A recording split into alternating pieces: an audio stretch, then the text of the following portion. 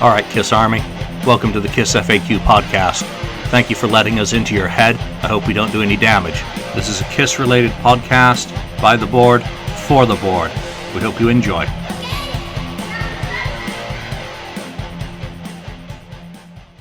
Welcome to episode 12 of the KISSFAQ Podcast. Joining me today are bagboy Alex, Andrew, and I'm totally blanking on your username. It's alivecatman. Yeah, there we go. Thanks. And St. Louis Kiss, Lonnie. What's up? Today's topic, we are going to jump into talking about some of the 80s albums, the Unmasked era. And I guess we're all on the slightly younger side of fandom. So, at least for me, this was my era of the band that I got into. So, for me, this kind of means more than Destroyer. Oh, there I am. I'm illuminated now. But Lonnie, you're going to run point on this episode. So, take us away. All right. So, as Julian said, the topic today is 80s Kiss. And I suggested the topic because it's something that's very important to me. It's when I got into the band. It's an era of the band that I was always excited about. And a part of me was excited. Well, I'll say most of me was excited when the reunion tour happened, but a part of me was also disappointed when the reunion tour happened because that era of the band, as I knew it, was no longer going to exist. And I knew when they put the makeup back on that there would be no going back to an unmasked version of the band. That it worked one time, it would not work again to take the makeup off. So the topic I suggested today was 80s Kiss. What worked for the band and what didn't work for the band, not only from a musical standpoint, but from a visual standpoint as well. What was working, what didn't work. I mean, we've all seen the pictures of the band and videos of the band during the 80s with the flamboyant outfits that they were wearing to try to keep up with what was popular at the time, to try to be Bon Jovi or try to be like Poison or whoever was at the top of the charts at the time. And something I brought up too with this topic is, would Kiss have had more success had they not been trend chasers in that period? Had they been more like a metal band or a hard rock band, not chasing the hair metal scene like an Iron Maiden or like a Metallica, just coming out in black and just playing their music and not trying to chase the trends. Because, and I'll get into this when we get into later into the episode, but I think Metallica and their success in '91 with Black really changed the direction of the band from what we saw come with Revenge. Yeah, the Black Album destroyed Metallica. That's a topic for another day or another podcast. All right, well, so I think what a lot of people lose sight of is when they talk about 80s Kiss, they're always like, well, Kiss just should have been a rock and roll band. They shouldn't have chased trends. But what a lot of people don't understand is I mean, I didn't live through this. I mean, I only know about it through reading magazines and fans and whatever have you. These dinosaur bands, they weren't popular. Even Led Zeppelin was at an all-time low in the 80s.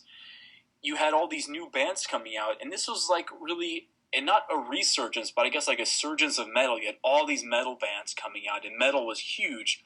So you had this whole other genre of music, then you had all the sub-genres going along with it. So Dinosaur Rock, which Kiss, Led Zeppelin, The Who, The Rolling Stones, it just wasn't anybody's cup of tea back then. People got back into a lot of those dinosaur rock bands in the late 90s and the early 2000s just because there was so much less music coming out. You have all these other bands that everything sounds like something that came before. You have all these artists that are sampling music. You have all these pop stars that are doing this and doing that. There's not really a whole lot of new stuff coming out. When Metallica first came out, no one was doing metal like that.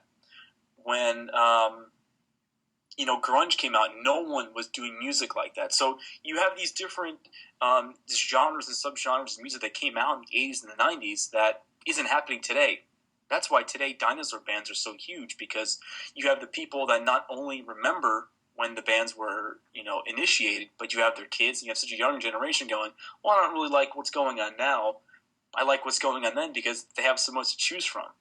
You didn't have that much to choose from in the 80s. Yeah, and we're going to be talking about 1983, and let's look at 83 just as an example. You've got the emergence of the LA rock scene. That's really, you've got Rat, you've got Motley Crue, obviously, you've got Wasp coming out. Well, maybe not so much Wasp, but Rat and Motley Crue were going to be some of the kings of the 1980s in terms of their image, in terms of their music. But you've got bands Aerosmith at its nadir. It's way down there. It's lost Perry, it's lost Whitford, it's put out Rockin' a Hard Place, which, while it has some good moments, it's not a great Aerosmith album.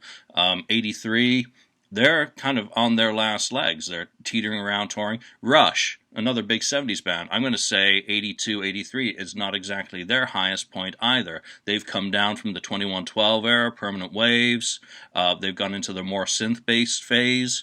So they're adjusting, and they were never a major act anyway after Moving Pictures. So those are, I see, three big contemporaries. Ted Nugent, come on, he's on the down as well for that big 70s kind of... Alice Cooper. Yeah, so Alice Cooper, I mean... What was he doing? Wasn't he Special Forces, early 80s? Forces, so, Catch the Skin, stuff like that. And Flush the Fashion. So, all of these big 1970s acts have kind of fallen off the edge of the world.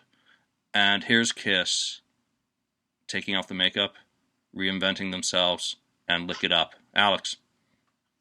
I just took over from you, Lonnie. I'm sorry. I see that. I definitely have got to agree. You had almost this like smorgasbord of new bands coming out in the 80s, and then Kiss, obviously they took the makeup off. You got Lick It Up, and I guess we're still there. I think it's a great album. I don't know, and the Sphinx listens to this. I don't know if any Vincent saved Kiss or not, but he did do a great album with Lick It Up. Not as good as Creatures, but a good album. But what do you think in terms of their image? In looking back at these things, they come out on stage, they're wearing jeans and ripped T-shirts. I tell you, the Lick It Up look wasn't as bad as when we get we'll get there to 1985 with the Asylum look, and even the Animalized look was a little kind of silly. The Lick It Up look wasn't as bad, at least for the look. I mean, it just kind of came out like the ripped jeans and stuff, and Paul with the tank tops and so forth. So I think it was exciting at the time because it was. I mean, you can see Paul if you look at the beginning of the Creatures tour with his outfits, and even at the end he had the ripped T-shirt going on. So I think there was the excitement, even just with the audience and the fans who did attend those shows with the Lick It Up era. They, the newness, I guess, that's the word, the sound of Dr. Zeus there. But the newness that was going on with the image, I think played a huge factor with it. And I think, like Paul always said, that, people listen with their eyes, not with their ears kind of a thing. I think the taking off the makeup allowed people to see the musical aspect that was Kiss. Well, I think in '83 they looked as real as they thought they weren't really the air in costumes per se like they were as we get into later. I think they were trying to be as real as they could or as real as they knew how to be for taking off the makeup.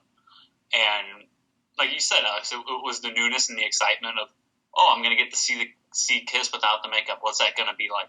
And they produced it's not my favorite record from the 80s, but they produced a heavier record, like a sister album to Creatures, and they were learning how to be Kiss without the makeup.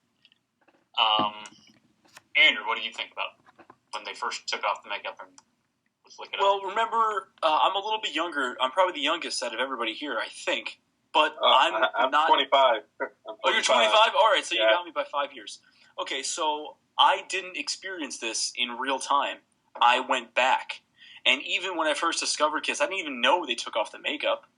But anyway, looking back and how I discovered it, Lick It Up is the last album of the 80s I could listen to from start to finish and go, that's a really good album.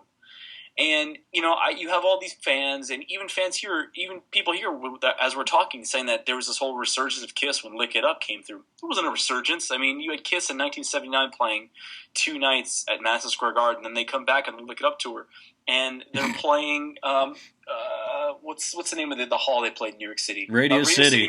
Radio City Music Hall. There's no resurgence of KISS. It's a big theater arena. Yeah, I mean, I almost want to bet that probably 30% of the people that went to see KISS at that time didn't know they had makeup on 2 years prior, or a year prior, or 6 months prior. They just heard Lick It Up, and they go, oh, that's a cool song. I'll go see them in concert. Because remember, there was no internet. There's barely any magazines. KISS couldn't get killed in the press at this time. Or maybe they were going to see Accept, Okay, yeah, maybe they're going to see Accept. But on the whole other end of that, I think Lick It Up is a great album. I think finally KISS decided to be what they were, which was a harder band. And, I mean, you listen back to some of the earlier albums, like, Rock and Roll Over and Dress to Kill. And that's not really a heavy band. That's a rock and roll band. But you have this new writing influence, Vinnie Vincent, and you have Eric Carr playing a lot harder than Peter Criss ever played. So you had KISS pretty much basically how they were. And what I mean by that is I don't believe KISS was ever a disco band or a pop band or The Elder or anything like that. So you had a good snapshot of KISS, how they were. It's a great album. I think Lick It Up as a whole worked the best out of all the 80s stuff. But I agree. I think Lick It Up was them trying to be as real as they could, and it's them being KISS to the best that they could, and not being, they weren't really chasing a trend yet with Lick It Up. Yeah, there's Paul already playing the leopard skin guitar and Lick It Up tour, just goofy looking, but I think they were trying to be as real as they could. You say that's goofy looking, but like a year prior, he's like shaking his ass, taking off a peacock top. He's wearing a sports bra on stage. Yeah. So where do you draw the line? Because people they're losing their minds about saying, "Oh, KISS." I mean, let's go back to when they did the Samurai Sun with Momokuro Z. People say, "Oh, KISS is a silly band." I'm like, when have they not been a silly band? Going back to the 70s, okay, they're in a comic book. That's pretty silly. It's cool, but it's pretty silly. And you got Paul, dancing around, taking off a jacket. That's pretty silly for a man to do that. And you got an out playing with leopard guitar. So you know what? It's par for the course. I guess we shouldn't have maybe focused too much with Paul with his clothing. I mean, there was even a thing on Twitter today about that. Paul made a statement about some model today, and somebody threw the asylum picture at him. So I guess, and Paul, the cool thing is he didn't own up to the picture. He did go, hey, I never said the road in the streets though. So yeah, saw that aside picture. Was like, Paul probably totally knows. I mean, if he acted like he did on stage on the street, he'd be straight into the end of a van.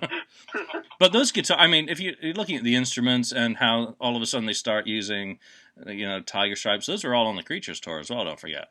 So that had started before the makeup came off. Tail end of the Creatures tour, he's wearing Sao Paulo. He was wearing a local football jersey on stage, which he'd never done anything like that. Obviously, he hadn't been to South America before, where football is football. But I mean, he'd started wearing the Creatures tour shirt, so maybe the budget was that tight, on that leg of the tour that.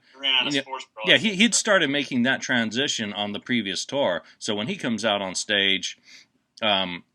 I mean, obviously, they look nothing like they did on the album cover. Vinny in particular was just, kind of strange. But Gene as well, if you look at the album cover and then you look at how he looks on stage, he is the most uncomfortable transformation of any of them from, everyone knows that really, from makeup to plain face. Gene is the most difficult one to make any transition, and he looks uncomfortable, but he does not look as bad in the Lick It Up era as he does later. Did anybody else, when I remember when I first saw a picture of the Lick It Up sleeve, and I'm young at the time, it doesn't even register with me. I'm not a fan as I am today. I didn't even know who the other two guys were on the cover. So can you imagine if you're a casual fan and you're tuning into the Unmasking on MTV, and they're like, Gene Simmons, Paul Stanley, and you're like, who the fuck are those two other guys? I mean, granted, Eric Carr got a lot more pomp and circumstance than Vinnie Vincent ever did, but you had them taking off the makeup, and it's these two guys that's like, who cares? No one cares about them. Yeah, I mean, you got to feel sorry for Vinny. Number one, they always, he was a side figure for Creatures, really. Not on the album cover, barely on the credits. And then they deny his state of Connecticut and try and pretend that they're all from New York. And then come Lick It Up, it's like he's written all the songs on the album, basically, and he's still a bit of a tangential figure. And had you not seen the Creatures tour, had you not gone to the Creatures tour, you probably wouldn't have even known that Vinnie Vincent was in the band even at the time, because Ace Frehley's face is on the cover of the album. There is no internet. You might not even be aware that Vinnie Vincent is a member of KISS at the time. No, you're right, because it's been well documented that a lot of people went to the Creatures tour and they thought Ace just had changed his makeup. They didn't know. But I'm willing to bet that even though Vinny brought this great, I don't want to say resurgence, but he injected this new energy into the band. Yeah. But I'm almost willing to bet that, yes, he wrote these 3 songs, but how much of a fucking pain in the ass was he before, after, and during that songwriting session? I mean, something had to happen where all the members of KISS wanted to strangle him. Yeah, so, and if you think about it, he was probably just like that one guitarist who showed up at a freaking audition in 1972 and plugged in and started noodling while waiting for his turn. So, is there that much of a difference behaviorally between Vinny and Ace? From the sounds of both of them, they were righteous pains in the butt to work with. So, they've got that artistic mental challenge going. Moving on, KISS goes back to the studio and cuts a new album in '84 called Animalized with a new guitarist. Wait. Are we even done with Lick It Up yet? Are we done with Lick It Up? No, we're not. You're not done with Lick It Up, Julian. Tour. And on the 8th day, God made rock and roll. Done. No, I'm just kidding. No, they really started a trend with Lick It Up of throwing half the album out live on tour. So that was vastly different than Dynasty. How many songs did they do off that album on tour? What, 2, 3? Yeah, 2000 Man, and I Was Made. So before that, Love Gun. Well, we still don't really know about Almost Human. We know Love Gun, Shock Me. Hooligan, correct? I Stole Your Love. So 15, 16. They're back to that in 1983. I mean, they go on tour. They're doing Give Me More. They're doing Lick It Up. They're doing Exciter. Young and Wasted. And yeah, give me less. That goes into the set in early '84. So midway through the tour, Exciter I think gets dropped, replaced with the next single. Give Me More becomes Vinny's guitar solo vehicle, shall we say. And after the number of bootlegs I've listened to in the last couple of days from this tour, I am so sick to death of listening to Vinny's frickin' guitar solo on that tour. She called it the high point of the tour, the high point of the show, because that's when everybody left to go out and get high because they were tired of listening to it. So I guess what I'm getting at, was it good practice for them to totally revamp the set? They murdered the set by putting all this balance on Creatures and Lick It Up. And that kind of remains to this day. If you look at War Machine, I Love It Loud, Lick It Up, being so central. Creatures Tonight, they're playing Creatures Tonight. Yeah. Well, they had to at this point because, remember, they were trying to distance themselves from that 70s cartoony makeup band. So, whereas they were singing about, hey, Christine's 16 and, Shock Me and, all those songs. They wanted to be a metal band. And, you know what, if you're playing to a metal audience and you're having opening bands like Accept and even on the Creatures of the Night tour, the previous tour, you had Motley Crue, you want your material to stack up to their material. And also, not for nothing, you want the material that you're playing live to kind of be a good representation as to what's going on, I guess, in music. So they really had to put the focus on those heavier KISS songs. They weren't going to come out and they weren't going to play, Love Her All I Can, or they weren't going to be singing about, Mainline. They weren't going to do any of that stuff. They had to be a harder band. So I actually had a thought right then. The the opening acts on this tour, and I don't have a full list in front of me. My Kiss Alive Forever is on the floor across the room. Vandenberg. Now that's pretty kind of AOR rock to me. What a great band. Helix, who I loved. Not a good band. We're kind of the Canadian attempt at Motley Crue, from what I thought. Give me an R, give me an O. What about Riot? Riot weren't that heavy. You know, of those opening acts, only Accept really jumps out at me as being a kind of a hardcore grind metal. I mean, I don't know what you want to kind of describe them as, but they're totally different than any of the other bands on that that tour. But you know, they only come in at the tail end.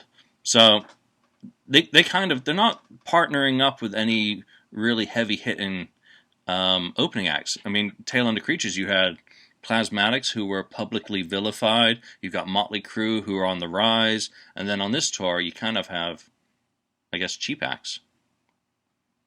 Yeah, they had to have cheap acts. They were trying to pinch any penny that they could. No, I think you had to have cheap acts. Even Grey White opened a few shows on there, and Grey White was not by any means gaining the pop at their height at that point at all. So, are we done with Lick It Up? Should we move on? Any more thoughts on Lick It Up? Give me less. So we go in the Animalized. And well, I will say real quick, if there's anybody who's got a pro shot Lick It Up, get it out there. Come on. Doesn't exist. I don't like it. Doesn't exist. Just throwing it out there. So we move in the Animalized, and we get a new guitarist in Mark St. John on the album, which is it Kiss following a trend with hotshot lead guitarist Eddie Van Halen's type of playing with their new lead player. And they start to look a little bit different than they did on the Lick It Up tour. Gene especially starts to look a bit ridiculous. Well, he's got the wig for the first time. Got the wig. Now, is that the same wig? Is that the same wig that Mark wore on the cover and Vinny wore on the Lick It Up covers? It's the same wig. They just keep they were hurting for money at the time, Andrew, so we had to share wigs too. It's probably the same wig. Ramsey, where's my wig? So let's talk about Mark St. John quickly. I mean, you know, rest in peace, Mark, but he's a noodler. He comes from that, you know, guitar axe slinger mentality, Californian mentality of the 80s. So he's a shredder, doing the same sorts of stuff. I mean, I can't even think of some of the guys who I compare him to, because I don't want to be disrespectful to guys like George Lynch, you know. Well, do you find it interesting that they had a shredder and a songwriter in Vinnie Vincent, and then when Mark St. John comes into the fold, he's only a shredder. He's not really a songwriter. Is that on purpose? Without a doubt, it was on purpose. It was calculated. With the amount of publishing that got tied up in Lick It Up with Vinnie. I mean, I think most of those songs came from Vinnie, with Gene and Paul coming in later and, well, change this word here. Oh, what about this for, you know, a verse? I really think, and I don't know what the splits are or originally were before Vinnie lost them, or I don't know if he did lose those ones. You know, it was definitely a financial concern, and Mark was given no latitude. There's a great interview with him up on the Asylum, Kiss Asylum, from years ago, that really details what a miserable experience that he wasn't allowed to do anything. But if you listen to some of his earlier music, I don't know if you'd really want him to. I mean, he's all over the place musically. Jazz, you know, I think he was just a shredder by necessity rather than where he was coming from a musical perspective. I think he was just a working musician that was doing whatever he could to make ends meet. There are so many guys that are guilty of that. He was just playing whatever he could to make a paycheck. And you know what? More power to him for doing that. Yeah, and he came from, I think, Grover Jackson is who recommended him to Paul. You know, Paul said, I want a shredder. So that's what the bands... I think in 1984, all of a sudden, we get Kiss is jumping more on the bandwagon. They are now following trends more than they they weren't following any trend with Lick It Up because they were playing their ace card, Unmasked. Here we are. We're wearing jeans and t-shirts. Now they've got to start having an image. Now they start having to do something that all the other bands are doing and fit into some narrow realm. So it feels much less honest and more calculated, the whole Animalized album. What I think is interesting and kind of funny to mention now, I guess more than ever, since we're talking about Animalized, MTV had solidified itself as a force to be reckoned with by the time Animalized came out. You had Lick It Up that was on there, and then you also had All Hell's Breaking Loose, which was on there too. So you almost, before Animalized was completed, or maybe while they were doing Animalized, they probably already had to think of, okay, what's going to be the next video, and what are we going to do in the next video? And I think it's funny because KISS was this visual band, and now they have a visual medium, and they're not a visual band anymore. They're just a band. They really are. And that's not to discount the songs that came out, because Heaven's on Fire is still a great song. I bet you if Paul could sing it, they would still be doing it today. But you not only had to make a great song, but you also had to make a great video, which unfortunately I don't think KISS really ever did. No. Animalized was the first album that I ever had on my own. My older brother had Creatures and Destroyer, and when Animalized came out, I guess I was 5 years old, and I knew, I don't know, somehow I knew it was coming out. I don't know, but I got it for Christmas that year, and Animalized was always, it's like one of those special albums to me.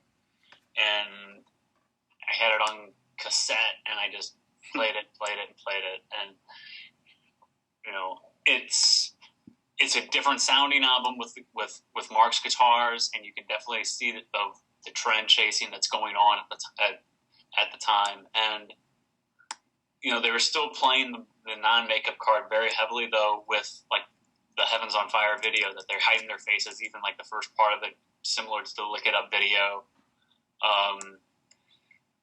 But we all know Mark St. John plays two and a half shows on the tour. Yeah, 2.5. Yeah, 2.5. He did a half show in Baltimore, Maryland, which you can find on the web, and then he did 2 shows in New York, the 27th, 28th, and 29th of November of '84. Yes, and thank you very much, because I lived in fricking Binghamton in 1984. But I wasn't a KISS fan yet. So. But you can talk about opening acts on that tour. They really were. This is when they really started chasing more of an '80s trend of what was popular. Who did they take out on that tour? They had Bon Jovi, Dokken, Crocus, Queensryche, Wasps. Sorry. I just pick up on these things. You are a dick. So at least one of those opening bands is good, and I think was it at the end of this tour that they had Blue Oyster Cult at one show. Isn't this or is that the next tour that Black and Blue opened? Is that Asylum? That's Asylum. Asylum? Yeah, we'll get into that one in a few minutes.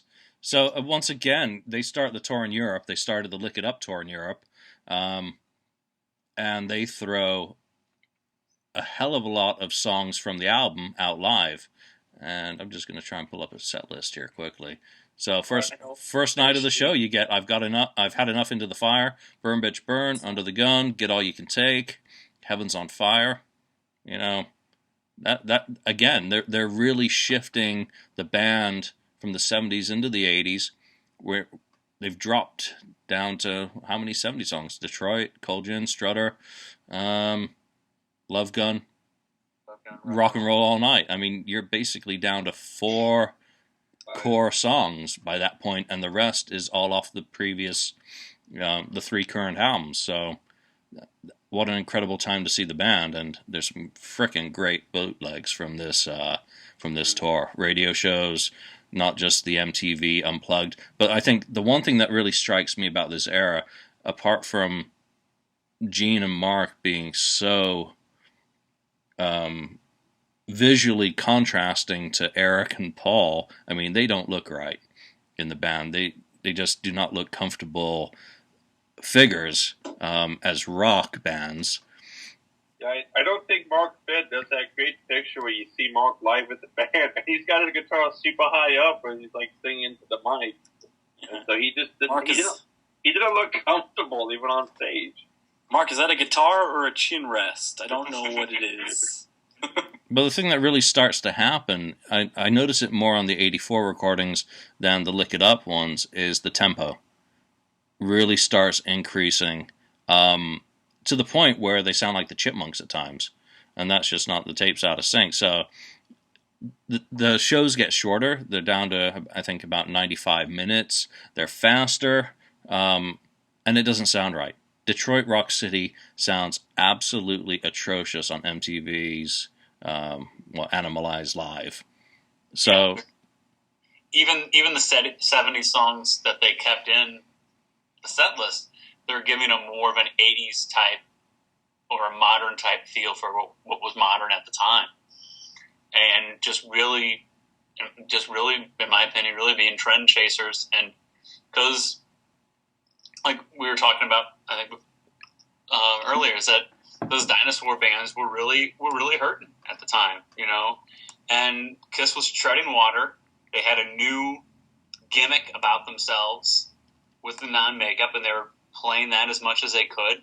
And we're gonna even what we're gonna give you from our past, if we're trying to distance ourselves from as much as we can, we're gonna give it an 80s type of feel to prove that we are, I guess, hip and competitive to what's out there at the time. You know, we're not an old band. We're a current band, and this is who we are. They were trying their best to be as proud of what they were in that moment. But the attempt to be hip really kind of backfires.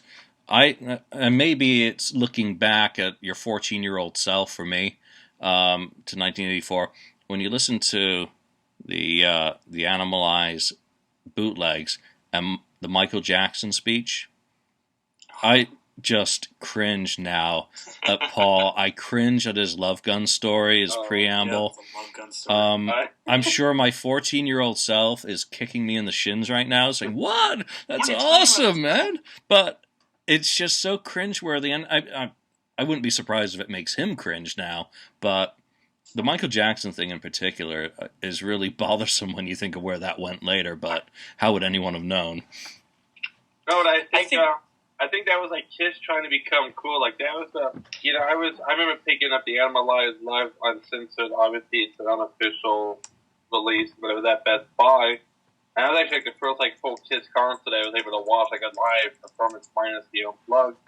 And I just remember I was amazed at like how much swearing that Paul would do in between the songs. And obviously, getting older and being able to go back and listen to other tours and stuff, I mean, there was like not even swearing even when Kiss started out really with the 75, not including Peter at the other earlier shows, but you saw the complete change though, and I felt like that was kind of I don't know if it was like Kiss trying to keep up with the times. You had your 1979, maybe the 8-9-year-old kids, and you had 5 years to a 9-year-old, like you said, Julian, 14 years old now. So now he's high school. He's probably having his first beer ever, and now we got to have the F word every other song and stuff. And that becomes noted in more and more of the reviews. If you trawl through, I think it's some of the PDFs I put up every now and then of the tours with reviews from shows, a lot of them comment more on Paul's potty mouth in this era than they do the show, or they also criticize the opening acts as you get into 84, 85. So, wasn't years prior when, I don't know if it was Sammy Hagar solo. It probably wasn't Sammy Hagar solo. It might have been Sammy Hagar with Montrose. But isn't there a story somewhere that Sammy Hagar was asked to leave the tour because he was using profane language as an opening act? And then here you are a couple of years later, Paul is just motherfucking a storm. Yeah. I think that was 77. Was that 77? Early 77, tail end of the Rock and Roll Over tour. So, yeah, he was asked off the tour.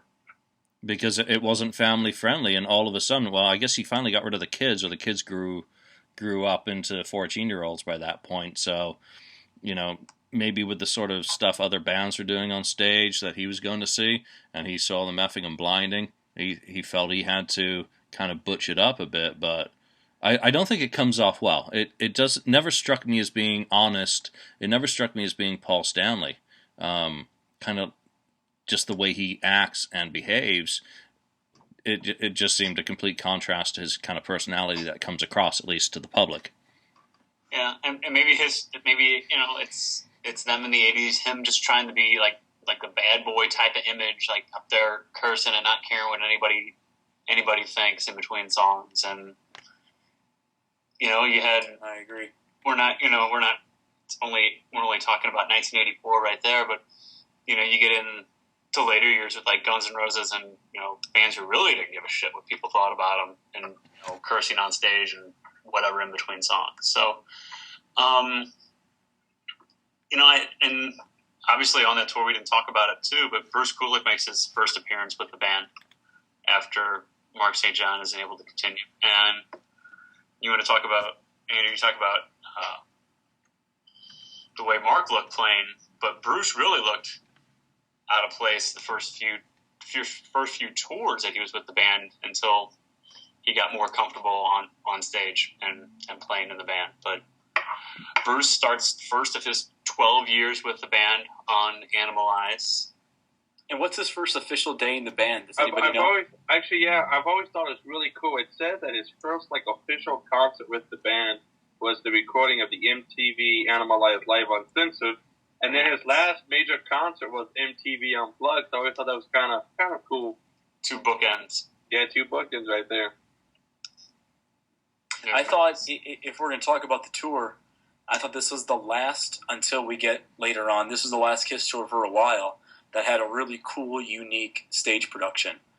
You could see that they had some money to put into it. You had these cool ramps, and you had the cool, Dynasty-like entrance of them coming up from, behind the drums before Detroit Rock City was starting. And then you had that descent during Black Diamond that they were, robbing the Beck's Bolero, playing the ending of Black Diamond again. So this is the last tour for a while where you had a really cool production going on. And I know I mentioned before that Kiss wasn't a real visual band at this time, but they were trying to still remain a concert act, and I guess trying to put some type of theatricality into their show. They're not wearing makeup and costumes anymore, and demons aren't spitting fire and blood or whatever. But there's cool things going on. There's that ramp that's coming down that they're running up, and then there's Paul doing his trapeze thing, and there are cool parts of the show. This was the last tour for a while where they did that stuff. Yeah, and Eric Carr's drum solo really starts becoming a creature unto itself in Animalize. I mean, it's building year on year from 1980, obviously, when he joined the band. But Bruce, bless him for being the great talent that he is, coming in. He does the European tour, and then he finds himself in the band. But I think, number one, he doesn't threaten Paul and Gene's focus. He doesn't take the spotlight away from them. He's not doing any shredding that has Paul Stanley having to come out on stage and say, "Ladies and gentlemen, Vinnie Vincent," to try and get him to stop playing. He's not doing any of that. He's a total team player. He goes off to the side. He knows when to come in for his photographic opportunities with the pit. But other than that, he's very safe.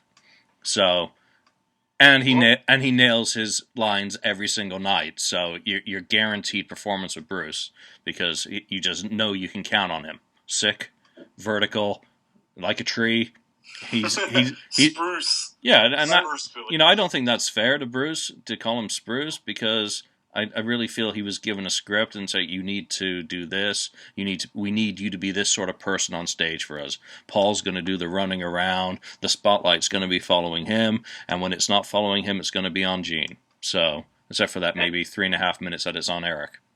Well, and to mind you too, when it comes to Bruce, he was first hired on to just fill in at the time, and so.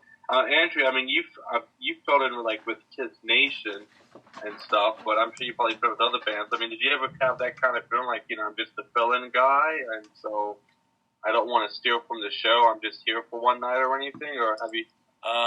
No, my personality always leads it to I'm here, so fucking look at me.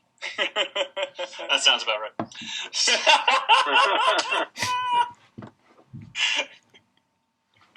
Okay, Andrew's a bad example then.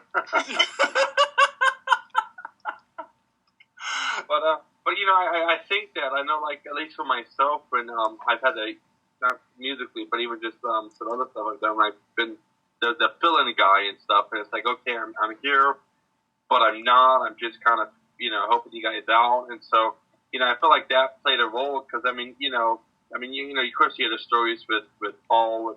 I think there was like in that comic book where he takes like Gene's base and like give me that and stuff, but.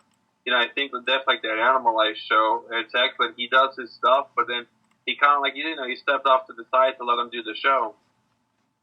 But he does a good job, though. A really good job. So what do you think about the selection of songs that they brought into the set for the tour? Well, I really wish they would have kept I've Had Enough into the set list on email people. It's just such a killer song. I know they've got that Unmasked Sail Away show this year for the KISS Cruise. If there was to be a song I would love to see them do, I would love to see them do I've Had Enough, just because it's such a great song that I don't think got its dues, if you will. Yeah, I've Had Enough is a great song, and it's definitely an underrated song, but this is the first tour where they brought in songs like Under the Gun, which I really don't think are all that good. But then you have Heaven's on Fire, which I think is a solid track. And Get All You Can Take, another great song. Which didn't survive, did it? It did not last. No. Yeah. I think there are less great songs on Animalized than on Lick It Up. The songs definitely aren't as good. I mean, Under the Gun, I think, fits the tempo. It's one of my favorite songs on the album, but Into the Fire, Under the Gun, Heaven's on Fire, great selections. Who the hell thought of doing Burn Bitch Burn live? I do not understand that. Gene, I gotta have a song. It really strikes me. I gotta have a song. Well, it's probably Paul going, Gene, I'm not gonna sing all the fucking songs. What song do you want to sing? And Gene's probably like, Ramsey. Burn Bitch Burn. We'll do that one. I've got this little ditty about putting my log in a fireplace. Oh, come on. Oh. I cringed at 14 at that. So. I always regret. I didn't even at 95. All I know is when I first heard the song, I was obviously like a teenager, and I've always associated if anything with log as being like a crap. So I can't picture any sexual connotation to the song at all. It's like the easily skipped song. I'm sorry, it's just an easy skip song no matter what. So I guess after Animalized, we get into the B. Arthur experience. Yeah. What the fuck happened? Gene, where did you go? What did you do to Poison Gene? happened. Poison, Motley Crue. And bands like that happen. That's what happened, and that's why we look the way we do. You want to know why Kiss looks the way they do on the Asylum tour? Pick up the first Poison album, look what the cat dragged in, and look how ridiculous they look on that album. Yeah, but they didn't exist. That was 86 by the time they had any national... Correcting me. Yeah, Asylum came out in 85, and Paul's like, look at my gloves. I'm like, what? Why? Why did you do that? See, we've entered difficult ground here because this is the album that got me into the band. So I was watching these videos. Wow. There's a difference between music and looking like that. I'm sorry. Back then the me thought that Paul looked cool. So, Man. but they did that in Vegas. Paul does that in Vegas. My wife looks at me. She goes, "What the hell is he doing?" I go, "Oh no, it's the video. That's cool." She goes, "No, it's not." Your wife's like, "You ain't getting sex tonight for that." So 1985, I guess you've got all these frickin' bands, and again, we can blame LA because Dokken looked like that. Motley Crue had decided to get rid of their whips and leather and look like that. Wasp had changed as well. I mean, once they bring Johnny Rod in, they're totally, changing their image. Rat, they've got all the freaking streamers and all that shit going on. So it seems to have been an infection that affected the music industry in 1985. But the music, Asylum, again, I see it as a sibling to Animalized. There's not that much difference stylistically in the music. So you get Tears Are Falling. I think you get more of an emphasis on the power ballad because Thrills in the Night had not been given the chance that it really deserved. So Tears Are Falling, they really start pushing heavily. And, it's, I think, one of the first videos that I saw, along with Who Wants to Be Lonely. I'm like, oh, wow, this is pretty cool music. And All Night. So those are your 3 representative songs from the album as they chose. Does it work?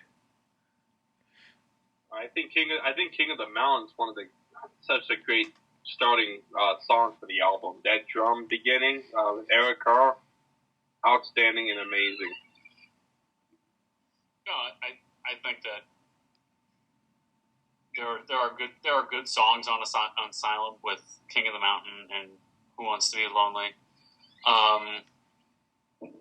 I think that it gets dismissed right away because people know what the band looked like visually on stage for that tour, and people just a lot of KISS fans just kind of roll their eyes and like, oh, it's KISS just immersed in the 80s at that point.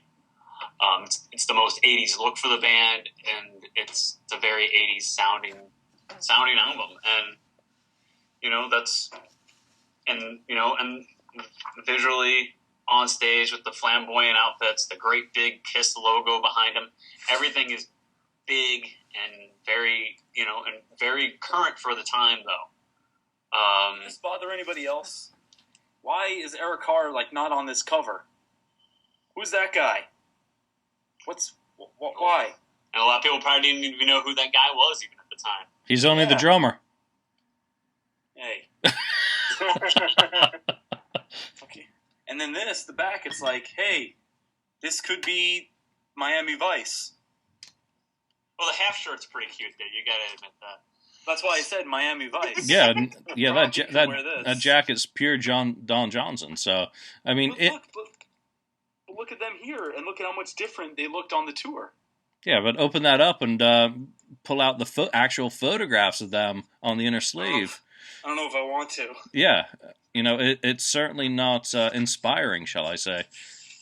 What the fuck? He's wearing a robe. It's hot. Yeah, but he did that in 1976. He wore a robe. Yeah, but that was cool. This is for some He's reason. Star Child, it's okay.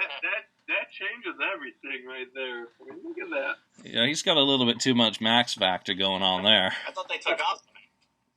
Yeah, see? I took off this makeup. So I guess we can say by 1985, KISS had put the makeup back on. Though it's pretty heavily caked on in Lick It Up era. I mean, it's pretty, they didn't really take it off for a while.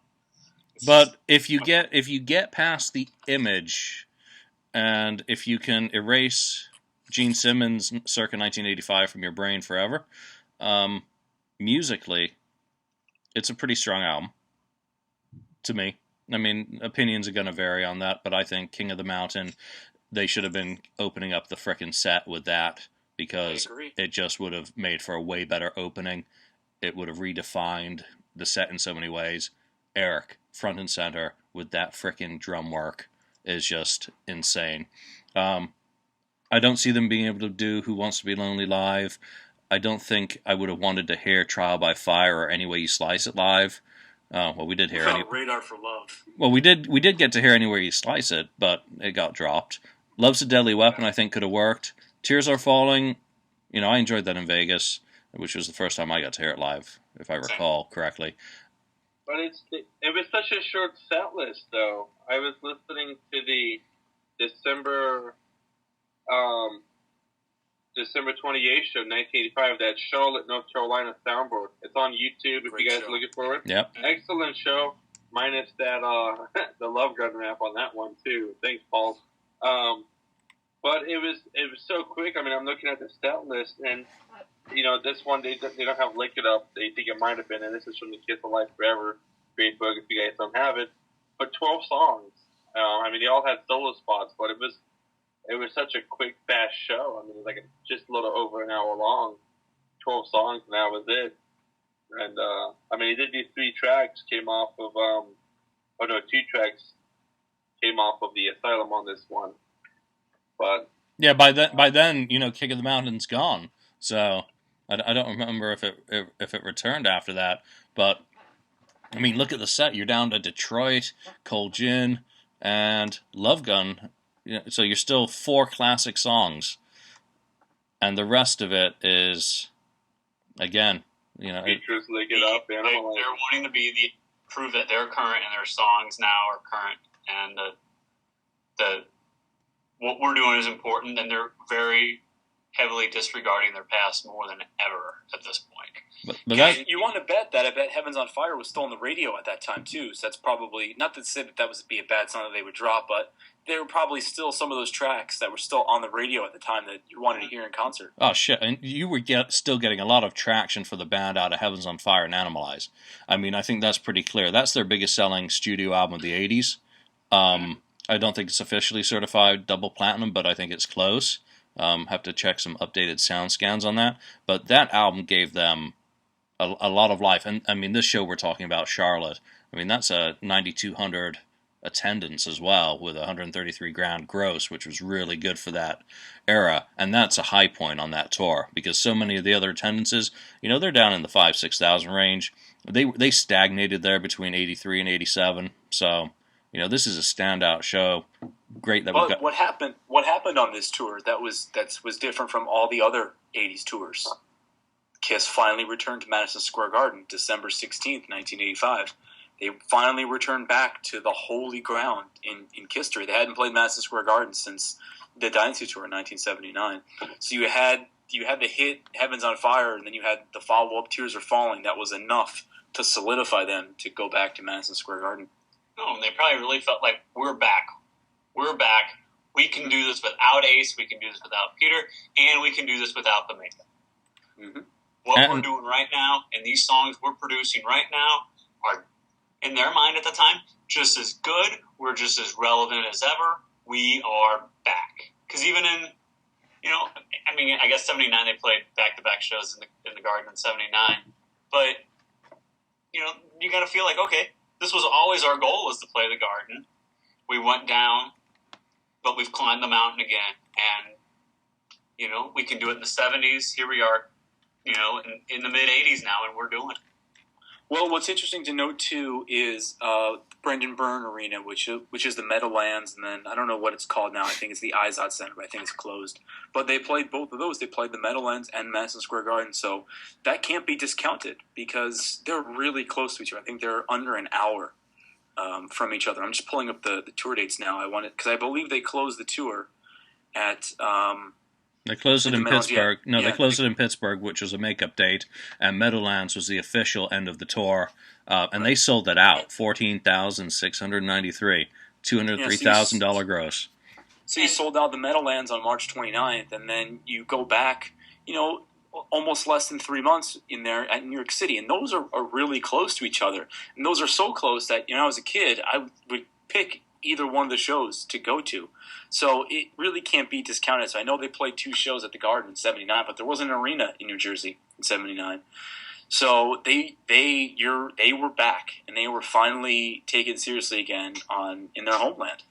And MTV was very, very, people forget, MTV was a staple at that point in time in the mid-'80s. MTV was huge. And I can remember, even I was 6, 7 years old, but I can remember that Tears Are Falling and Motley Crue, Home Sweet Home, were always the number 1 and number 2 most requested videos every day.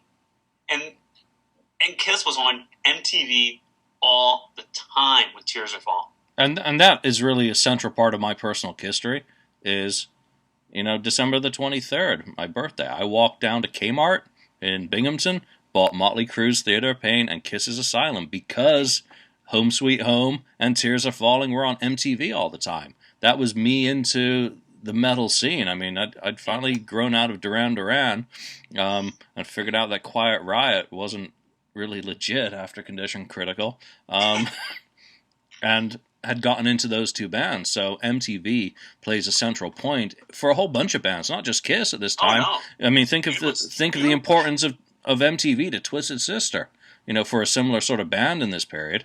And Julian, was Asylum the first KISS album to come out on compact disc? Then that's the first CD my dad bought Kiss related was the. I don't believe it was. Bucks I think in the I 80s. think Animalized or even Lick It Up was the first official one, but I didn't have a CD player, so I had no real idea. I remember him having a CD, and I actually was able to get Bruce to sign it for him, and it was pretty cool. But personal history there.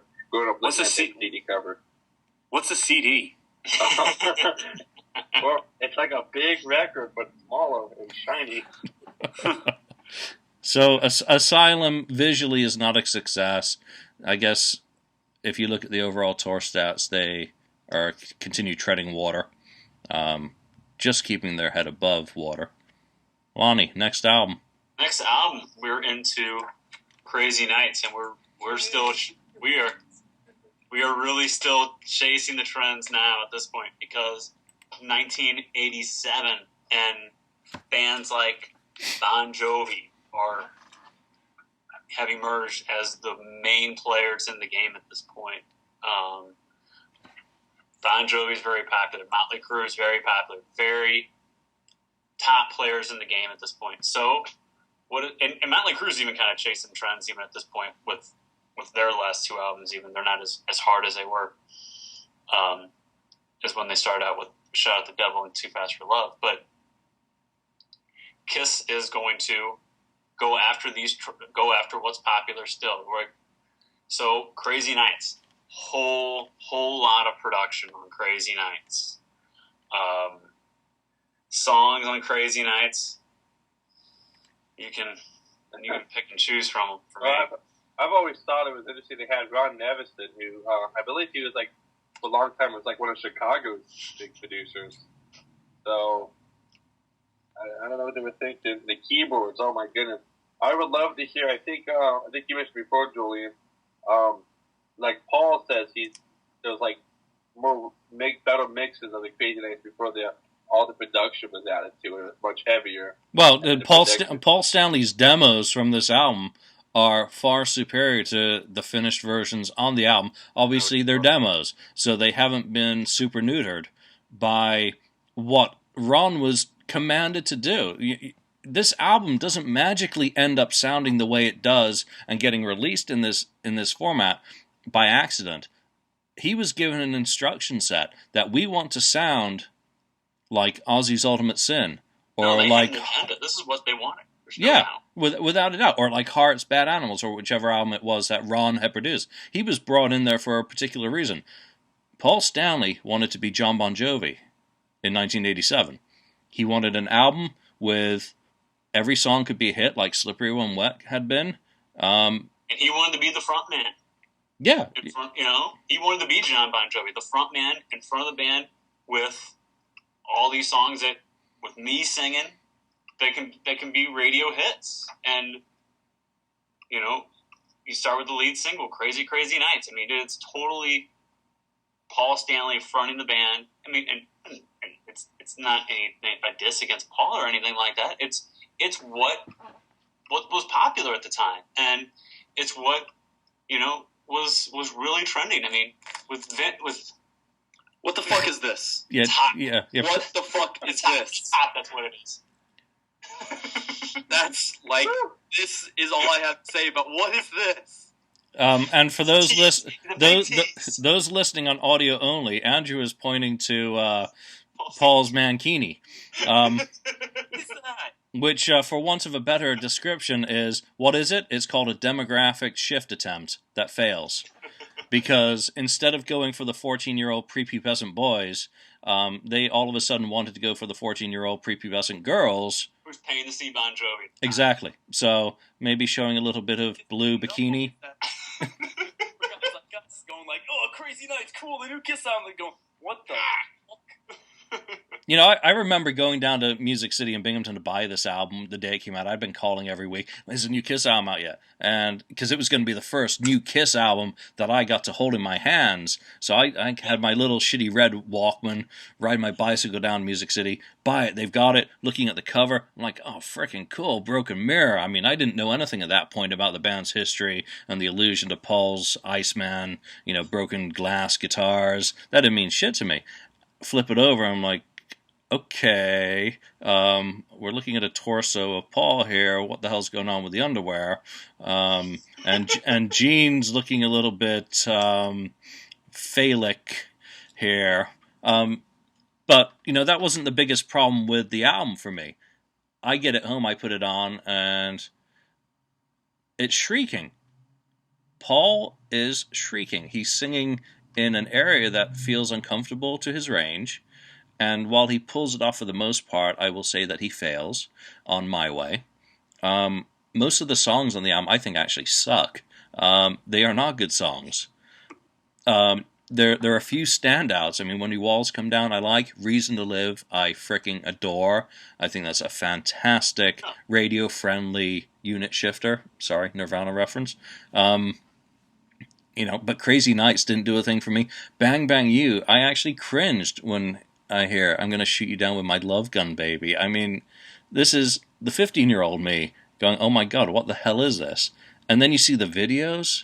Apart from Reason to Live, there's not much that I can say positive about Crazy Nights other than it nearly destroyed me as a Kiss fan and made me, just right off the band. I was so new at that point that it wouldn't have been anything to give up.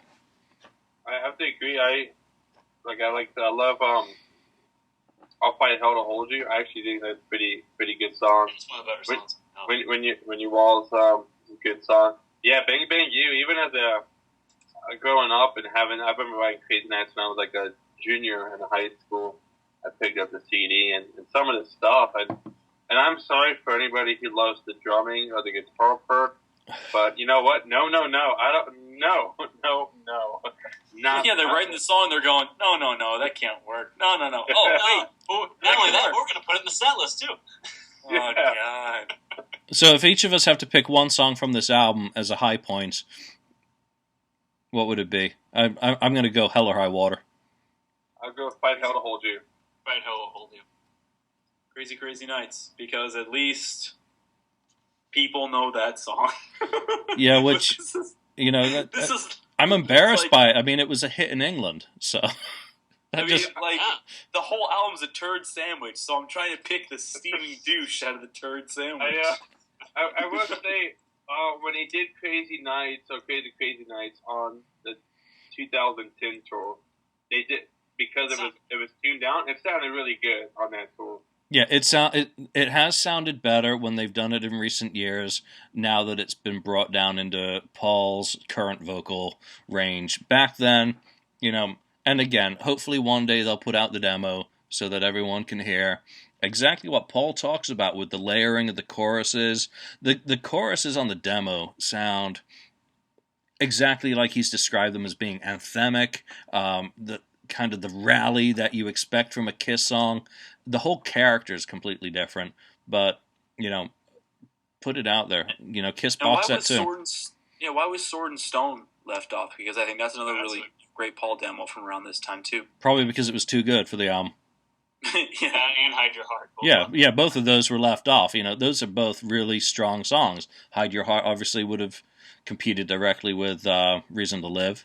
And I don't know if that was even considered for the Kiss album, but Sword and Stone, that's a really cool song. And I had no idea until like a couple weeks ago there's a Paul Dean cover of the song Sword and Stone.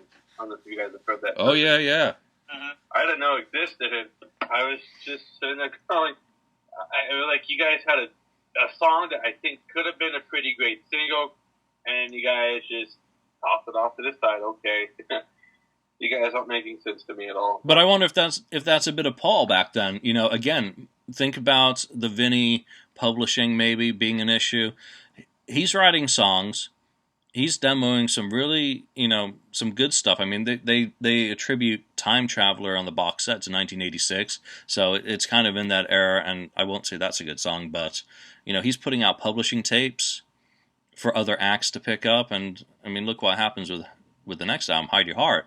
Everyone and their dog records that song, so I think Paul Dean was Loverboy, so he picks up Sword and Stone, Bonfire picks up the song, because, Paul Stanley as a songwriting credit has a lot of cachet with your audience, co-written by Paul.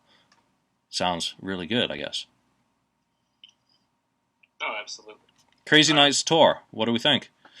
Again, you've got, it's like Asylum on acid, I guess, with the image. A great big Kiss logo in the back, and it's not, like Andrews had said, it's not like the Animalized tour is the last real exciting stage show they had done for a while. It's a very boring Kiss stage as opposed to ones prior and ones that are still to come with Hot in the Shade and Revenge. It's not what their stage wear, Paul, the basketball jersey type of outfit is just really weird at this point even. And I think Bruce Kulick's Quicksilver radioactive sheet, though, you got to give him, that's pretty fly looking. That's pretty cool looking. I don't know about that. You know what? Maybe compared to Asylum, it's a lot better looking. You know, maybe I might have thought differently about Crazy Nights and even Asylum if I lived through them in real time. But like looking back, I get really angry about this because, okay, this came out in 1987. Think about what was going on 10 years prior. You know, they're descending on the baskets onto the stage. That's just 10 years ago. Fast forward to this, and there's like a half semicircle of something, and Bruce Kulick is playing keyboards on stage. And granted, Your Reason to Live, not a bad song at all. But you're looking at that, you're like, what happened to my band? Meanwhile, Paul Stanley's wearing white spandex with a red basketball jersey, playing a freaking dinky, the body glove guitar. Yeah, while wearing gloves. I mean, while shrieking "Bang Bang You." I mean, yeah. And then just think about this too. Kiss goes over to England, and they're doing this Monsters of Rock tour. They're opening up for Iron Maiden when they were, you know, in England back in 1980, Iron Maiden was opening up for them. So it's a huge shift for Kiss. And, you know, granted, they had their success with Crazy Nights, but they had this, and then even the next album, when they had those two piece of shit singles, Let's Put the X in Sex and Rock Hard. I'm like, we'll get into that. I'm like, what's going on? Why are you doing this? Just stop. Yeah, so that's a good segue, right, Lonnie? We'll go straight into that and talk about Paul wanting to be the front man and be John Bon Jovi with Crazy Nights. Well, look at Smashes, Thrashes, and Hits. The videos, he's not even playing the guitar in the videos. He is the front man. He is John Bon Jovi in those videos, leading the band, singing and dancing and being as fancy as he could possibly be in those videos. I mean, I don't know. I guess you say that Asylum's as 80s as it gets. I don't know. I think those two videos for Smashes, Thrashes, and Hits might top it off for what was going on visually with the band at the time. Well, I think Smashes, Thrashes, and Hits are as shit as it gets along my personal road. By this time, I'm living in Singapore, and finding metal imports or albums in a timely manner was a real challenge. I finally find this thing. I'm like thrilled. I'm like, oh shit, I'm living in Singapore. I fucking hate it here. It's so different. Here's some new Kiss music. I'm going home. I'm putting this on my record player, and Let's Put the X in Sex. I'm putting this on. Hey guys, come on, listen, guys, hey friends, all my cool, listen, come listen. This is new Kiss. Put this on. What? Wait. I'm just kidding. This is the wrong record. Yeah. So you get this album, you get these freaking songs that, you know, we try and be a positive podcast here, but I'm struggling to think of anything positive to say about this album other than the Run Out groove. What did they do? And then not just those songs, but the production on the remix classic tracks. Yeah. What you did, the I Love It Loud and Deuce, it's just painful to listen to me at this point. And, they tried to do what Bogart and all them did to Double Platinum in 78. They tried to kind of do it again, and it just didn't work this time. No, it didn't work, and I think, God bless Eric Carr, but him doing Beth is tragic. It's a travesty, and he did it well. He sang it wonderfully. He's got a great voice. I know he wanted to do a lead vocal, but wrong song to do. They should never, ever, ever have put that on an album. It's just so insulting to their history. And to Peter, it was just like bitch slapping Peter. Well, and that was part of it too, I think, at the time. He deserved a couple bitch slaps. Whoa! we needed you last week. I'll say, and the cover for Smash is always, I don't know, it was one of the other CDs that my dad had when I was growing up as a kid, but those hands coming out of like the sand or whatnot always weirded me out. Yeah, like, I've been sitting here trying to figure out how to do the Paul hands, and maybe it's too Gary Glitter, leader of the gang, you know. He's doing a shadow puppet or something. My hands are just wait. Okay, I'm just doing it. You know, apart from the hands, I'd say it's cool album art. It's certainly an improvement on Asylum. It's an improvement somewhat on, especially the back cover of Crazy Nights. But it's a greatest hits package, and I guess if but you it sold well. It sold really well. It's their top selling album of the '80s, officially double platinum certified. So, 2 million suckers. And well, I mean, it sold well. For the first, when we've been talking that all at this point, up until this point in the 80s, they had been distancing themselves from those 70s songs and really focusing on the current band. And they come out with a greatest hits package with Strutter and Deuce and Dr. Love and some other hits on there, and they have a lot of success with it.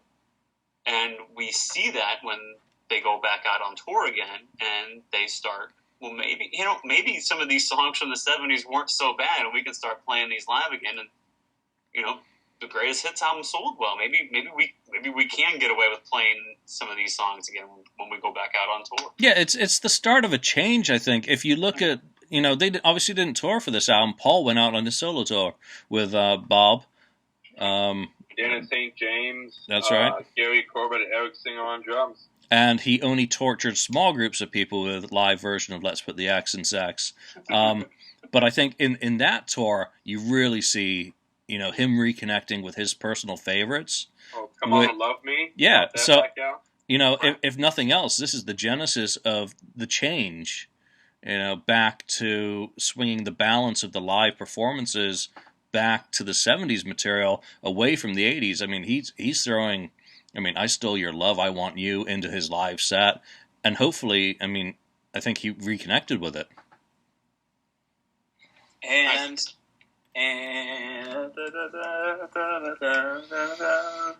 that's when this happened. Well, back to talk about bad album covers. It's not that bad. Oh, what? I think it's kind of cool. Talking about. Just got shades on it, man. Well, would you like this to be the album cover, maybe? Well, I have one problem. If you think of Spinal Tap and Stonehenge, where you've got Kiss and the Sphinx. Okay, you're right. Okay, so the album. It's a big piece of shit. Just a giant, just a demo.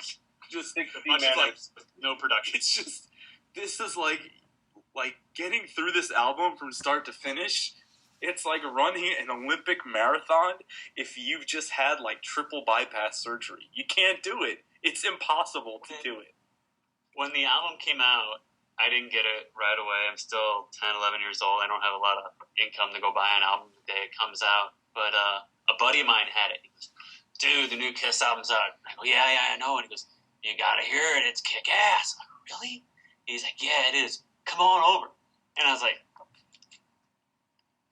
no, it's really not kick-ass. It's okay. Even at 11 years old, I knew, it's really not. Well, you listen to it, you're like, rise to it. You're like, yeah, this is cool. Kiss is back. Listen to Betrayed. You go, all right, cool. Gene, he's kind of back. Listen to Hide Your Heart. It's a pretty cool song. And after that, it's like, wait, what? Would you like to see what's in my brain? Loves us live in the face. Forever. What? Silver Spoon? Then you turn over Cat-Like Dreams. It's like, why? How'd that happen? I've never even listened to King of Hearts. I don't even know what that song is. I couldn't tell you if my life depended on it. It gets worse. It gets worse. Keep going. First of all, that song title is way too long. You can't. There's no way that many syllables is going to create a hit song. And it messes up the formatting on my website. Thanks a lot, Gene. And Tommy. You love me to hate you. Okay, it's okay. And there's Julian's biggest gripe with the album. No, that is the one that Andrew just said is my biggest gripe on the album. That is "You Love Me to Hate You," because I was listening to Joan Jett back at that time, and that song had already been released on Joan's album. I mean, "I Hate Myself for Loving You" it's just a direct rewrite of that freaking song, and it's nowhere near as good. Little Caesar, it's like if you listen to Eric Carr's demos that he had floating around at this time, I thought some of Eric Carr's demos were great. Some of the stuff that ended up on that Rockology CD. Hell yeah. Oh yeah. So, and I think they gave him the most piece of shit song on the album, Little Caesar. They set him up. Eric wanted a song so Eric, bad. Don't sing a song. We'll sing this piece of shit. You don't like it? You get none then. I think they totally set him up. He'd been bitching. He wasn't, happy, and he said, "I want to have a song. I want to have a song." So here's some songs I recorded. Somebody's Waiting. I mean, holy shit! Somebody's Hating could have given Forever a run for the money. So they would never, ever, ever let him have it. Ooh, they weren't about to have the drummer. They weren't about to let the drummer have one of the bigger songs on the album again. Little Caesar is the weakest, or Ain't Messin' With You, or whatever the hell it was called as a demo. Ain't Messin' With You. Ain't That Peculiar? Ain't That Peculiar, which became Ain't That Peculiar, so... And then I gotta say this real quick on that. How the crap did Kiss get away with not giving Marvin Gaye even a songwriting credit when he did a demo on the box set? Yeah, the lyrics are totally, they're completely rip-off. And I mean this, I hope Marvin Gaye and his family doesn't come after Kiss now for that. I mean, see what they've been doing on the news. But, yeah, Eric got ripped off on the Little Caesar aspect, because Somebody's Waiting is killer amazing. So much of the stuff that came out on Rockology, and I think the demo came out on Unfinished Business, are of extraordinarily good quality for Eric. I think he had really hit a home run with a lot of that material, and it's just a shame that it never got out to the sort of audience that he would have had back in 1989-90 than he had, after the fact. He's gone, so at least we have the music, but it didn't get the reception in 1999 when Rockology came out. Half the people who would have cared no longer care. So it's just a real shame that Little Caesar is his first and last proper vocal on a Kiss album. And then the album closes with... maybe the worst Kiss song of all time. No, it's up there with No, No, No. Sucks so bad. But and that whole side of that album sucks. The whole album side. But going back to trends, it was a thing. It was a trend at the time because CDs were out and CDs were popular, and you could fit a certain amount of minutes onto a CD, and a lot of bands were filling that up as much as they could, with as many songs as they could, with going for quantity over quality at the time. Well, if we can put up to 76 minutes worth of material on a CD, well, we should do it because, why only put 10 songs when we can put up to 16 songs on a CD and make it one disc, one CD for that amount of time. And you really got a whole lot of quality was measured over quantity was measured much more heavily over quality. Yeah, and that's why you end up with songs like King of Hearts and Boomerang and... How many minutes we got left? Okay, Eric, you can sing a song now. We got enough minutes left. Yeah, and we'll make it second to last when people are really burnt out on this thing, so they don't even get that far on the CD. They can't even make it. You can tell CDs were out too because the first 3 songs on there are really good. So you hit play, bam, bam, bam. The first 3 songs are really good, and then it just drops. You're walking off a cliff off that album. I mean, I remember picking. This was my first CD, my first Kiss CD. And Rise to It, I'm like, okay, I like the funky guitar. I mean, Cinderella. Had Long Cold Winter been out already, so Bad Seamstress, whatever that first song is, I can't remember. Betrayed, it's okay. It's, got a bit of attitude. It's got something. Then Hide Your Heart, great song. And then Prisoner of Love, I'm like, we're getting a little dodgy. And then you get punched in the guts with Read My Body. I mean, I did not get it.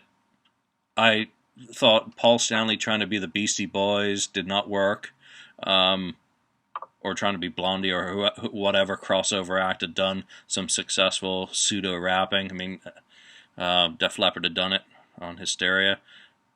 It's a shit sandwich, Read My Body. And, that is the worst song in the Kiss catalog by far for me. Kind of like Dreams. The drums on Read My Body sound like, they stole them from, like, Prince or Milli Vanilli. Well, so much of the drums on this album are drum machine. It's not Eric Carr. It's samples. It's fake. It's not real. It's unfinished. It's not high-quality studio recordings.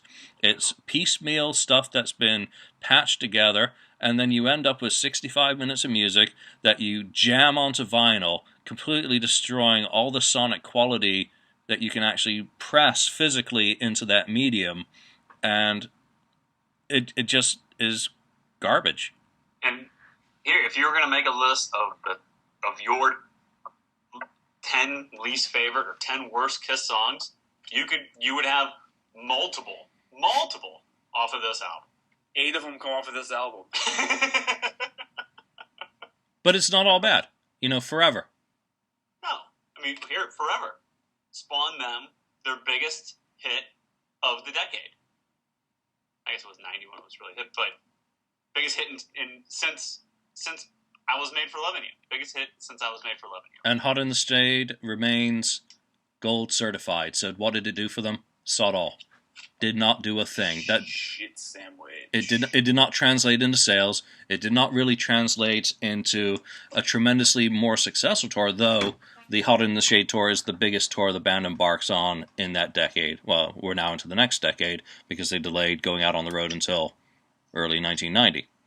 But why'd they do that? Because they waited for Forever to become a hit. But yeah, you keep releasing singles. Then they could go out on tour. Yeah, you keep releasing singles until one sticks, because Rise Your Heart, unfortunately, was a really dumb choice of a single. Wait, what? Say that single name again? You said Rise Your Heart, Rise to It. Yeah, there we go. It's actually stage. It was actually Hide Your Heart. Hide Your Heart was Hide Your Heart was the first one, and it stiffed at 66. Rise to It did even worse, and then they get a hit with Forever. I will say though, if anybody who's curious, they've got, I don't think I've seen it, you probably have, all of us here at least, they've got that show they did at the Stone Pony. It was like a little club right before the tour started, and you get good examples of Rise to It and Betrayed live, which Betrayed you don't see too much on, but the tour though, I mean the set list that they went for the tour though, I thought was a very good mix of having the classic Kiss songs along with some of the new stuff. And it was I think was that the longest set list too that they ever done, or at the time? Yeah. Yeah, at the time. And that if nothing else, that is the high point of the Hot in the Shade era, is the tour and the set. Starting off with I Stole Your Love. I didn't go to Hot in the Shade and it came to town. My older brother was his high school graduation that night, so I did not see the Hot in the Shade tour. A buddy of mine though, his graduation was that night too. They came like first week of May. He skipped his high school graduation and went to the Hot in the Shade tour that came through town. He had his priorities in life. That's what I would have done.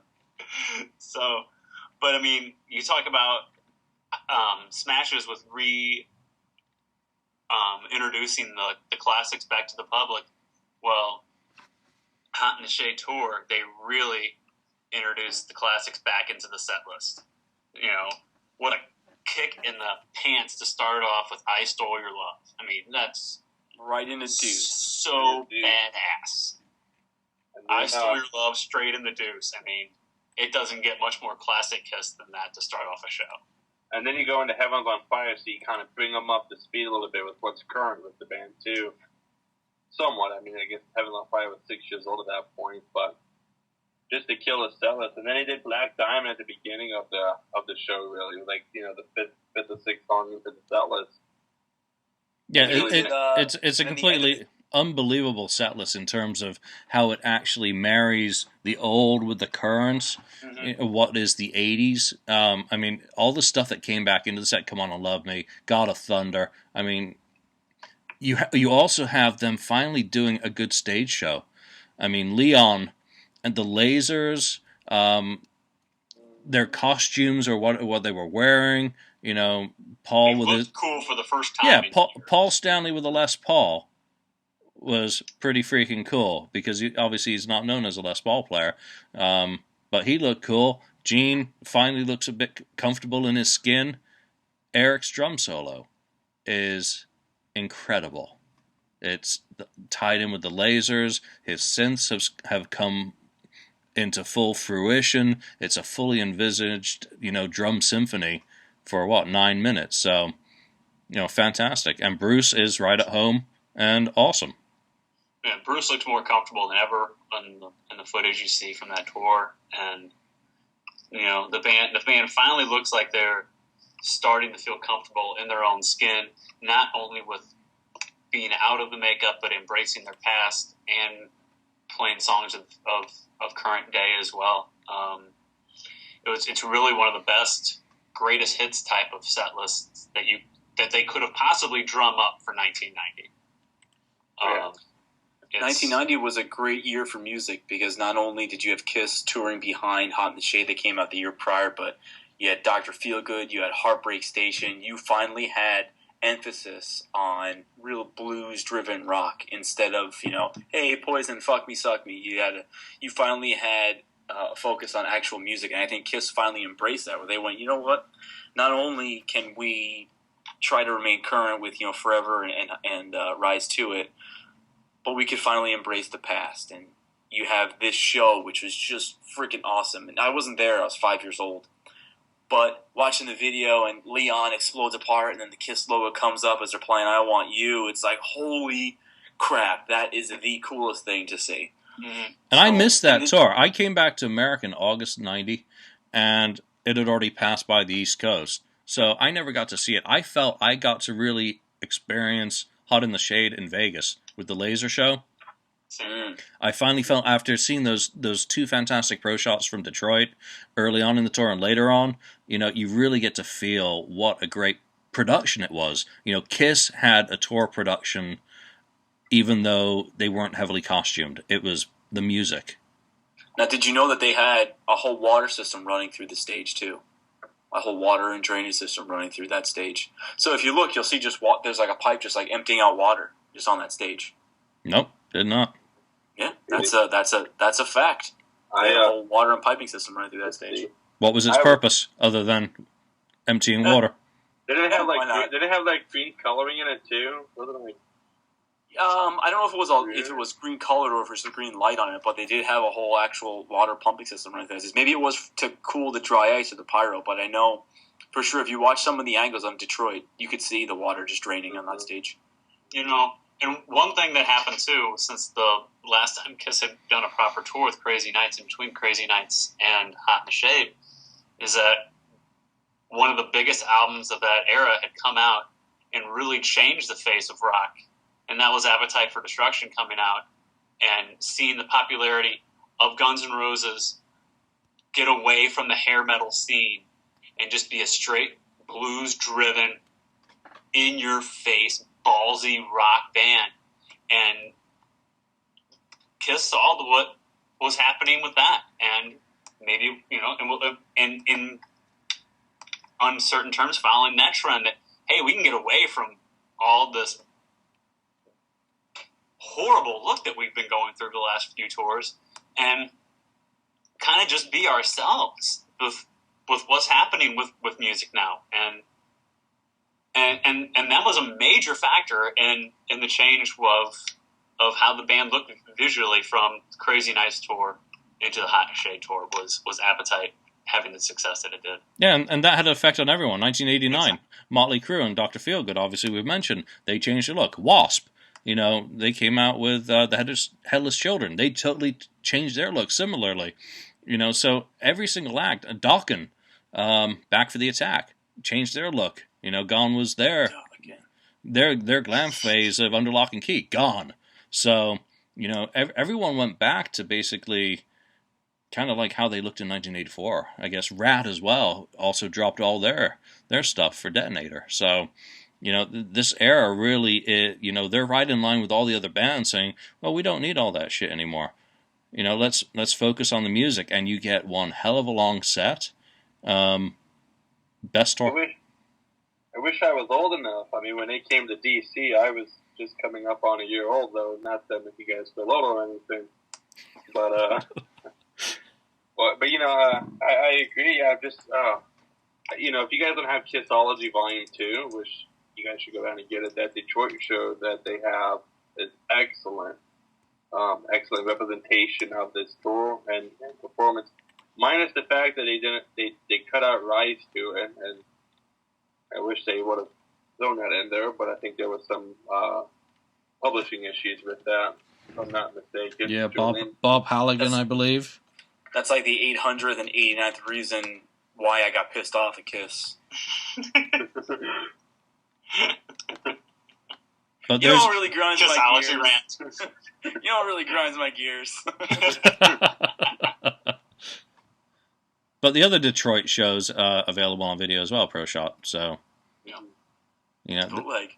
Yeah, so bootleg. You might get stoned if you talk about it. So yeah, you go to YouTube and you can probably see it. And I'm not even going to check. So you got some good videos from this tour.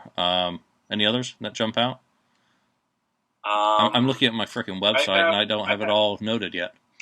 There's actually a really good one that's out there that's not widely available. Fort Worth, Texas, 1990. It's actually really good. And getting just look real quick that Kiss toured forever on this tour, and they went back to a really grassroots tour where they played places they hadn't played in a long time. There are so many shows. There are so many shows in the Midwest that they hit, places that they hit: Springfield, Missouri; Columbia, Missouri; Carbondale, Illinois; Cape Girardeau, Missouri. Cape Girardeau, Missouri is like a college town 2 hours south of St. Louis, where Southeast Missouri State is, and it's just a small little arena that they played in. And I really, it's really Kiss getting back to their roots, not only with their set list, but going places that other bands wouldn't always go to. And well, I'm looking at the Kiss Alive Forever. They between July 10th and July 13th, they had 4 concerts in 4 different locations just in Virginia alone. And you don't see stuff like that, with a lot of the previous tours. So you don't see stuff like that because most people in Virginia, they're all family, so they didn't even go there. That's West Virginia where they get confused with Ancestry.com and Match.com. They're going to suspend you in Virginia.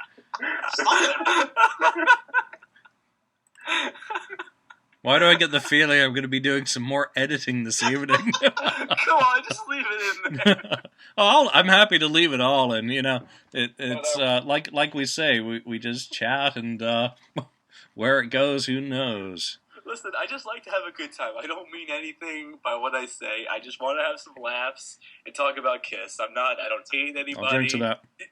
I just want to have some laughs. It's, I'll make fun of myself just as much as I'll make fun of anybody else. This when we're talking about it, Kiss is a band of full-grown men who wear spandex, put on makeup, and basically sing about having a good time. So and they have fun doing it. But for the most part, they and but so much so for the things too, like you said, Julian, they have fun doing what they do. I think you could speak in the Hall in the Shade tour, kind of going back to that.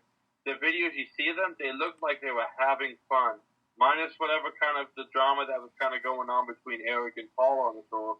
On the concerts, they looked like they were just having fun, and I think that's what I think helped kind of re-energize the band at that time, was they were having fun. Yeah, and for the 3rd tour in a row, they they play Madison Square Garden, and that show, November the 9th, ends up being Eric Carr's, final show, live show with the band, which is a somewhat melancholy note, obviously, even all these years on. So, and they played it almost to capacity that night too. I mean, they're again feeling like we're doing this without the makeup, without Ace, without Peter. And then they go and ruin it all in 1992, but that's a whole... Oh, yeah. Now, real quick, the Hot in the Shade tour, they had Slaughter with them. Do you think there was any... Slaughter? Slaughter. It's just like a Pokemon. But, Slaughter. But do you think there was like any I don't know. I've always kind of wondered. I guess maybe get Mark Slaughter one day on the show. That had to been like awkward having Kiss, where you've got Slaughter, which used to be the Invasion, if you will, with Vinnie Vincent, with Kiss. I just always wondered if there was ever like awkwardness at all. If they were like, they were probably like, hey, fuck that guy. Yeah, it's a big middle finger to Vinnie at the time. Yeah. Yeah, absolutely. I mean, Slaughter was, a band on the up. Slaughter was on the rise. They were big. Yeah, they were a half decent band as well. So, I mean, they weren't playing shit like Rise Your Heart. Oh. That's my favorite Kiss jam right there. Rise Your Heart. Someone's going to do a mashup now. All right, so where do we leave this? Those are the albums of the 80s. Lick It Up, Animalized, Asylum, Smashes, and Hot in the Shade. I think it's best to say you could seriously take this for the Kiss box set. Maybe if there's a gem or two of a Gene song you could toss on there, and you could be happy with that CD for your 80s best of. I completely agree. The less I got to sit through, the street giveth, taketh, the love me to hate your the less I got to sit through that, better. Well, it was my Kiss growing up in the 80s, and during the 80s, I was happy. I was into the band as they were, and granted, album after album, maybe I wasn't as happy with what they were putting out, but I was still a fan. I still, liked them, and especially come Hot in the Shade with Hydra Heart and seeing them on MTV and seeing Crazy Nights videos on MTV. They were my band in the 80s, and it's the Kiss that I knew growing up with Bruce and Eric Carr. That's okay. We won't hold it against you. Thank you. And as much as I'm sitting here bashing it now, it was important to me at the time. And even like I said, when Hot in the Shade came out, I wasn't real impressed with it, but they were my band, and I would defend them. That they're still a great band. I don't care what anybody was saying. And it was not cool to be 10 years old and liking Hot in the Shade in 1990. It was not. It's not cool to be 35 and liking Hot in the Shade in 2015 either. Yeah. So nothing's changed. Still get grief over it. It ain't cool to be 29 and have this. You can find this in my apartment. This is like female repellent. You take one look in your apartment and they go run away screaming. Yeah. You keep some things hidden away, skeletons in the closet, and that record, Andrew, I might just hide it for quite a while. Yeah, it's in my Kiss Stereo Road case. That's another show. We'll talk about those. Well, at least I'm not as guilty as you. I mean, right by me right now is that. So, I'm not looking at Paul's mankini. I wasn't. I just kind of was like, that's one of those things. Can't stop looking at it. I'm like, what the fuck? I'm insulted as a fan. I look at that. I'm like, why? It's like a car wreck. You can't stop looking at it. You're like, I want to stop, but I can't because look, you can't.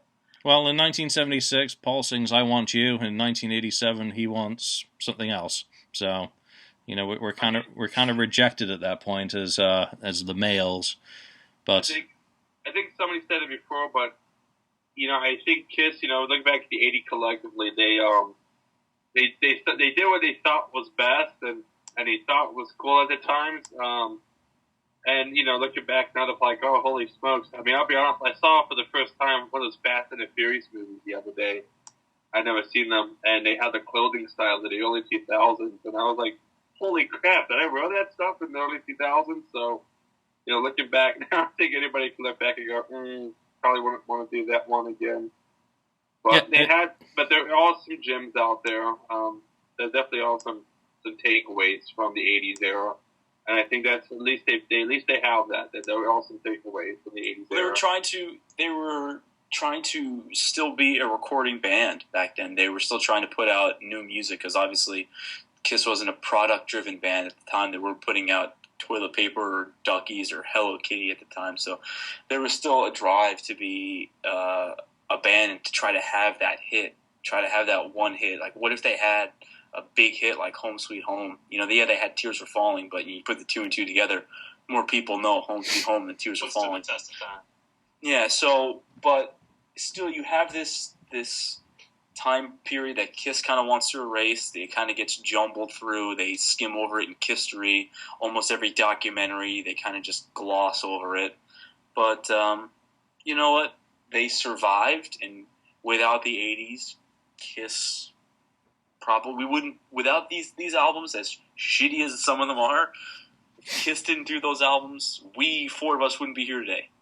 Yeah, and I think probably one of the big messages I get out of this, even if it's a little bit revisionist, is they didn't surrender. They didn't quit.